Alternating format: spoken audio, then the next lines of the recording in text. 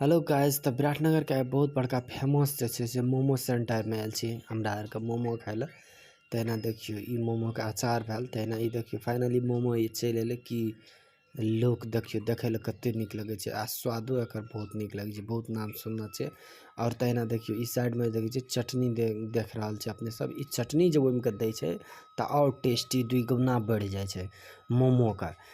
Chicken momo छे त तहिना देखियो खेलिए। वाओ व्हाट आर नाइस यार, बहुत निक लागे या खाय ले। तहिना देखियो फुल प्लेट खेलौ आ भैर अथी कचौड़ा में जे छै से रस देना या बहुते निक से झोल मोमो जे खा रहल छी हम। तहिना देखियो अहाँ सब देखे छी, देखियो वाओ व्हाट आर नाइस यार, आई लाइक इट। तहिना देखियो बहुत निक लागल। और अहिना अपने सब हमर वीडियो देखे के लागी सब्सक्राइब करी धीरज ब्लॉग 570 यूट्यूब चैनल।